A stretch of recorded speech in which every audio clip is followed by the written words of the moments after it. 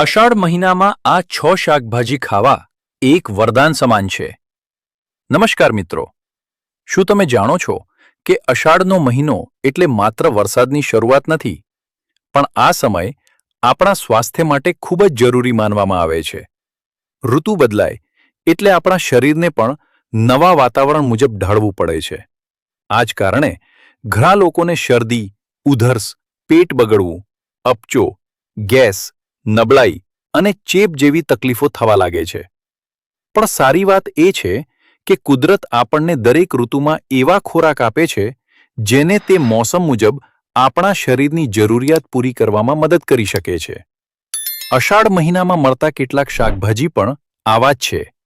તે ખાવામાં સ્વાદિષ્ટ હોય છે અને તેની સાથે ઘણા જરૂરી વિટામિન્સ, મિનરલ્સ અને ફાઇબર પણ આપે છે. આજના વિડીયોમાં આપણે 6 એવા શાકભાજી વિશે જાણીશું જેને અષાઢ મહિનામાં તમારા ભોજનમાં રાખવા ફાયદાકારક છે.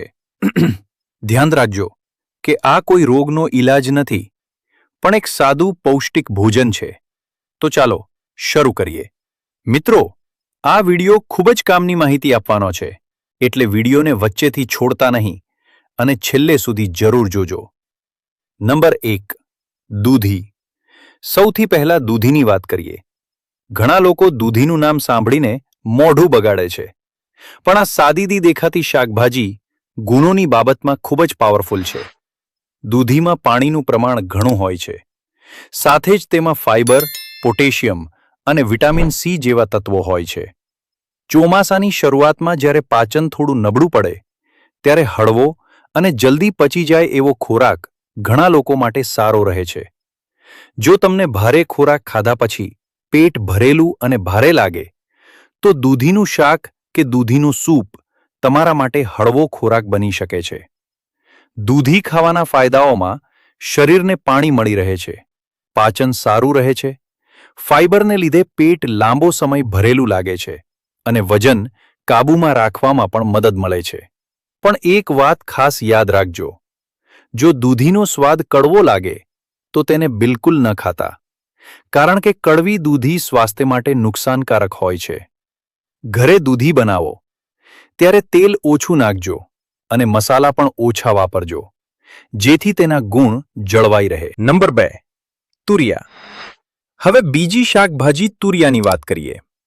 મિત્રો, તુરિયા પણ એવી વસ્તુ છે જે ઘણા લોકો ખાવાનું પસંદ નથી કરતા, પણ જાણકારો તેને હળવો અને સારો ખોરાક માને છે. તુરિયામાં ફાઇબર અને પાણી સારી માત્રામાં હોય છે. તે પચવામાં એકદમ હળવી ગણાય છે. અષાઢના આ દિવસોમાં જ્યારે ઘણાને ગેસ, અપચો કે કબજિયાત જેવી તકલીફો થતી હોય ત્યારે સાદા ભોજનની સાથે તુરિયા ખાવા ઘણા ફાયદાકારક રહે છે. તુરિયા ખાવાના ફાયદાઓમાં પાચનતંત્ર સારું રહે છે, શરીર હળવું લાગે છે, પેટ સાફ રહે છે અને ઓછી કેલરીને લીધે તે ડાયટ માટે પણ સારી છે. તુરિયાને વધુ તળવા કે વધારે મસાલા નાખવાને બદલે હળવા હાથે બનાવવા જોઈએ. જો તમારા ઘરે બાળકોને તુરિયા ન ભાવતા હોય તો તેમાં થોડી મગની દાળ નાખીને શાક બનાવજો, એટલે તે સ્વાદિષ્ટ લાગશે. જો તમને અત્યાર સુધીનો વિડીયો પસંદ આવ્યો હોય તો લાઇક કરજો અને પરિવાર સાથે શેર કરજો. ચેનલ પર નવા હો તો સબસ્ક્રાઇબ પણ કરી લેજો. નંબર 3. પરવળ. ત્રીજા નંબરે છે પરવળ. અષાઢમાં પરવળ બજારમાં સરળતાથી મળી રહે છે. તે સ્વાદિષ્ટ હોવાની સાથે સાથે પોષણથી પણ ભરપૂર છે. પરવળમાં fibre, vitamin A, vitamin C અને બીજા ઘણા ખનિજ તત્વો મળે છે. એટલે જ તેને પૌષ્ટિક આહારનો એક ભાગ માનવામાં આવે છે. ચોમાસામાં ઘણા લોકોનું પાચન થોડું ધીમું થઈ જાય છે. એવા સમયે પરવળ જેવી હળવી શાકભાજી ભોજનને બેલેન્સ કરવામાં મદદ કરે છે.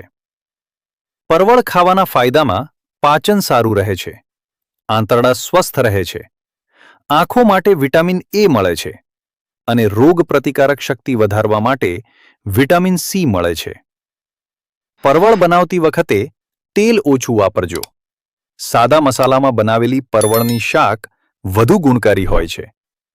તમે ઈચ્છો તો પરવળને દાળ સાથે અથવા મગની દાળ નાખીને પણ બનાવી શકો છો, જેથી જમવાનું એકદમ પૌષ્ટિક બની જાય.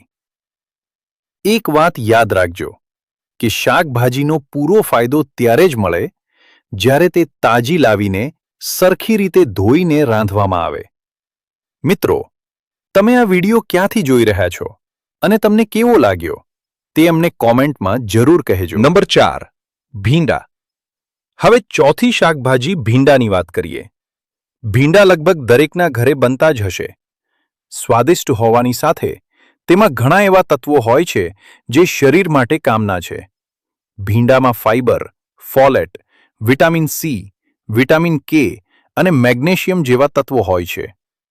ફાઇબર હોવાને કારણે તે પેટ માટે ખૂબ સારું છે. ઘણા લોકોને ભીંડા ચીકણા લાગે છે, પણ એમાં જ ખાસ ગુણો હોય છે.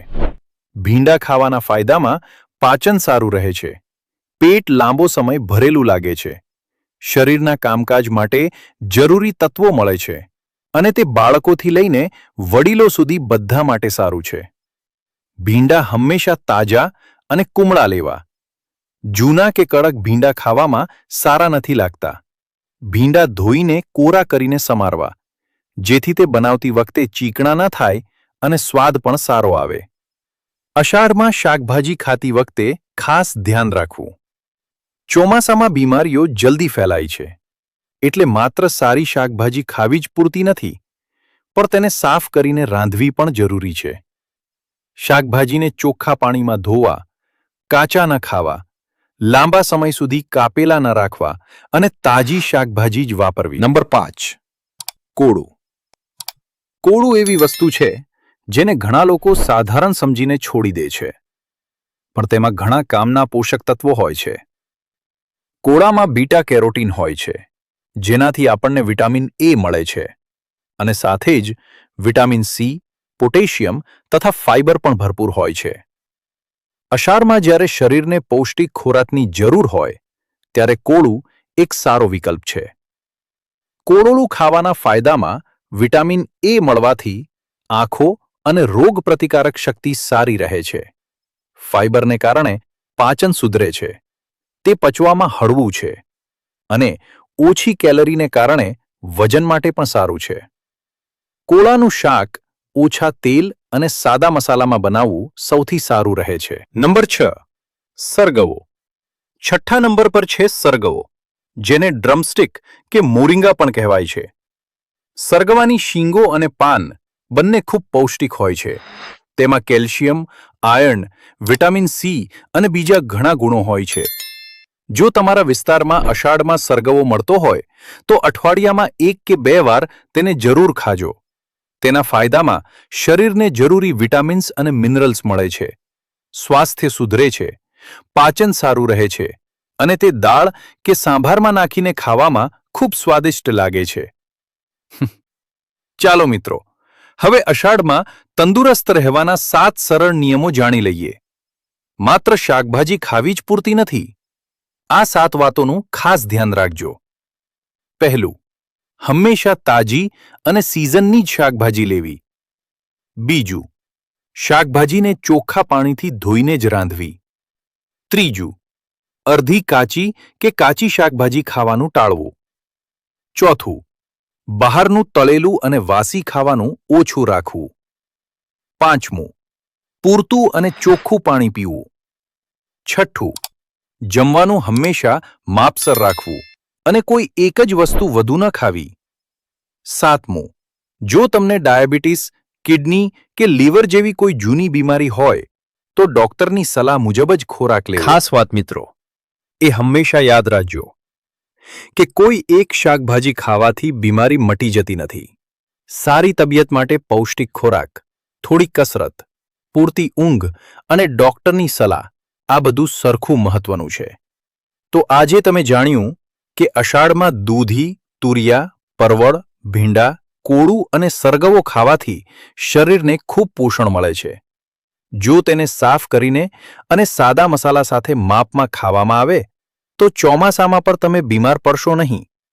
હવે કોમેન્ટમાં અમને જરૂર જણાવજો કે આ 6 શાકભાજીમાંથી તમારી ફેવરેટ શાકભાજી કઈ છે અને શું તમારા ઘરે અષાઢમાં આમાંથી કંઈ બનાવવામાં આવે છે.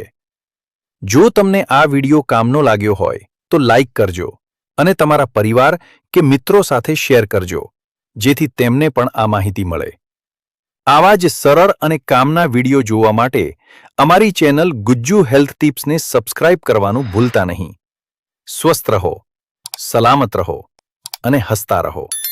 ફરી મળીશું નવી માહિતી સાથે. વિડીયો જોવા બદલ આભાર.